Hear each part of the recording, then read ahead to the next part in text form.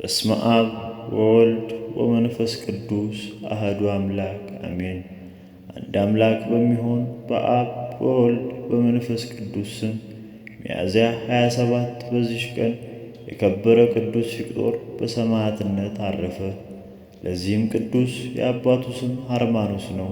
እርሱም ለዲዮቅልጥያኖስ የአማካሪዎቹ የሰራዊቱ አለቃ ነው።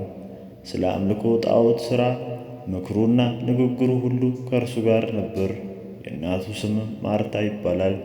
በክርስትናዋ የጸናች ብፅዕት ናት። ቅዱስ ፊቅጦርም ባደገ ጊዜ አባቱ ወደ ንጉሥ አቀረበው። ንጉሡም በመንግሥቱ ውስጥ ሦስተኛውን ማዕረግ አድርጎ ሾመው። በዚያ ጊዜ ዕድሜው 20 ዓመት ነበረ። እርሱም የዚህን ዓለም ክብር ናቀ። ሥጋንም ወይንም አይበላም አይጠጣም ነበረ። ዘወትርም ይጾማል፣ ጸሎትንም ባለማቋረጥ በቀንና በሌሊት ይጸልያል። በክብር ባለቤት በክርስቶስ ስምም የታሰሩትንም ይጎበኛቸዋል፣ ለድሆችና ለምስኪኖችም ይመጸውታል። የቅዱሳን ቆዝሞስና ልሚያኖስ እናት ቅድስት ቴዎዳዳን በገደሏት ጊዜ ንጉሡን ስለ መፍራት ሊቀብራት ማንም አልደፈረም። ይህንንም ቅዱስ ፊቅጦር መጥቶ ሥጋዋን ወደ ንጉሥ ከሚመጣው ቅጣት ሳይፈራ ቀበራት። ጣዖትንም ስለ ማምለኩ አባቱን ዘወትር የሚገሥጸው ብዙ ጊዜም የሚመክረው ሆነ። አባቱም ወደ ንጉሥ ከሰሰው እንጂ አልሰማውም። ተከሶም ወደ ንጉሥ ባቀረቡት ጊዜ አማልክትን ያልሆኑ ርኩሳን ጣዖታትን ለሚያመልክ ሰነፍ ዝንጉ ልብ የለሽ ለሆነ ንጉሥ አላገለግልም። ከዛሬ ጀምሮ ለሕያው ለንጉሥ ለክርስቶስ እገዛለሁ፣ የሰጠኸኝንም ገንዘብ እንካ ብሎ ከፊቱ ጣለለት። አባቱም ሃርማኖስ ወደ እስክንድሪያ እንዲልከው በሄርሜኔዎስም መኮንን ዘንድ በዚያ ፊቅጦር እንዲቀጣ ንጉሡም መከረው። በዚያን ጊዜ ከአደባባይ አወጡት። እናቱም በብዙ ልቅሶ ልትሸኘው ወጣች። እርሱም ሲመግባቸው ስለነበሩ የታሰሩ ምዕመናን ስለ ድሆችም ስለ ምስኪኖችም ስለ ሙት ልጆችና ስለ ባልቴቶች የሚሹትን በመስጠት እንደምትጎበኛቸውና እንድታገለግላቸው አዘዛት። ከዚያም አፉን ለጎመው። በእስክንድሪያም አገር ወደ መኮንኑ ሄርሜኔዎስ ዘንድ በደረሰ ጊዜ ታላቅ ሥቃይን አሰቃዩት። የእግዚአብሔር መልአክ ወደ ሰማያት አውጥቶ ስለ ክብራቸው ለመናገር የሚያስጨንቅ የብርሃን ማደሪያዎችን አሳይቶ ወደ መኖሪያው መለሰው። መኮንኑም በእሳት ባፈሉት በዲን ደግሞ ባሰቃዩት። ከዚያም በብረት አልጋ ላይ አስተኝተው ከበታቹ እሳትን አነደዱ። ደግሞም ከውሽባ ማንደጃ ውስጥ ጨመሩት። በየአይነቱ በሆነ ሥቃይንም አሰቃዩት።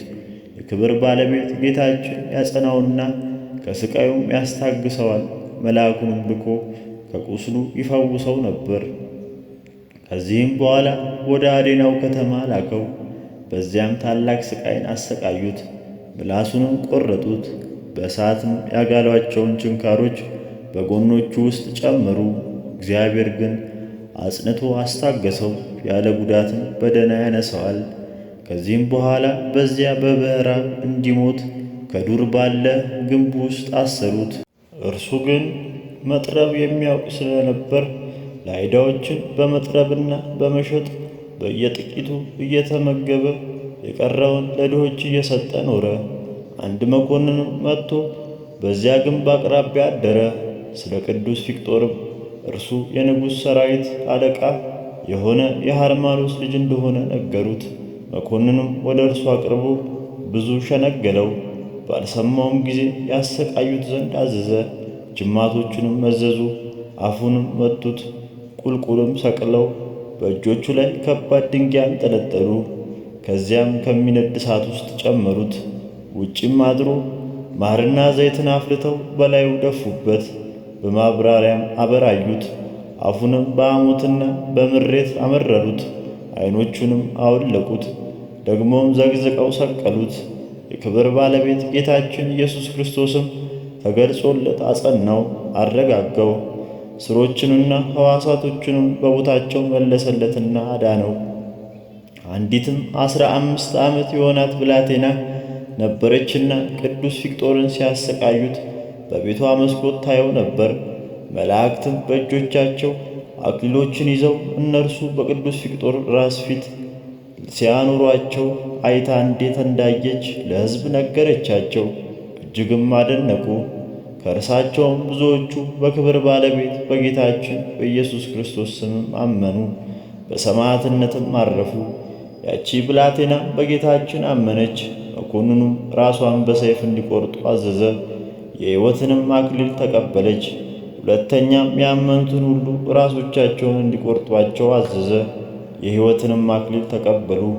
ከዚህም በኋላ የከበረች የቅዱስ ፊቅጦርንም ራስ ይቆርጡ ዘንድ አዘዘ። ተጋድሎውንም ፈጸመ። የሕይወትና የድል አክሊልንም ተቀበለ። ምዕመናንም ሰዎችም ሥጋውን ወስደው በክብር ልብሶችም በድርብ በፍታም ገነዙት። እናቱ ማርታም ከአንጾኪያ እስክትመጣ በንጹሕ ቦታ አኖሩት። በመጣችም ጊዜ ወሰደችው። ውብ ቤተ ክርስቲያንም ሰርታ ሥጋውን በውስጡ አኖረች። ከእርሱም ታላላቅ ድንቅ ታምራቶች ተገለጡ። ለእግዚአብሔር ምስጋና ይሁን፣ በበረከቱ ከእኛ ጋር ለዘላለሙ ትኑር አሜን። ጌታዬ ሆይ ከብልጽግናቸው ብዛት የተነሣ ብዙ መባ ካገቡልህ ይልቅ የዳይቱን አነስተኛ መባ እንደተቀበልክ ለሁል ጊዜ የሚያገለግሉህን አእላፍ መላእክት እያሳሰብ በችግሬ ጊዜ የማቀርብልህን ምስጋና ተቀበል። እናንተም ቅዱሳን ነቢያት፣ የወንጌል ሰባኪያን ሐዋርያት፣ ሰማዕታት፣ ጻድቃን፣ ትጉሃን መላእክት፣ ፍጹማን ደናግናል እንዲሁም ደጋጎች መነኮሳት ሆይ ልጅ አዋቂ ሳይለይ የምንሰበሰብበትን የጉባኤ ቦታ ባርኩ። ይህንን መጽሐፍ ወረቀት አዘጋጅቶ ብራና ዳምጦ የጻፈውንና ያጻፈውን ከግዕዝ ወደ አማርኛ የተረጎመውን ቃለ ንባቡን በእርጋታ መንፈስና በተመስጦ ሕሊና ያዳመጠ በደለኛን ሁሉ የምታስምር የጌታ እናቱ በማርያም ጸሎት ኢየሱስ ክርስቶስ በአንድነት ይማረ። ኢየሱስ ክርስቶስ በአንድነት ይማረ። ኢየሱስ ክርስቶስ በአንድነት ይማረ። ወስብሐት ለእግዚአብሔር።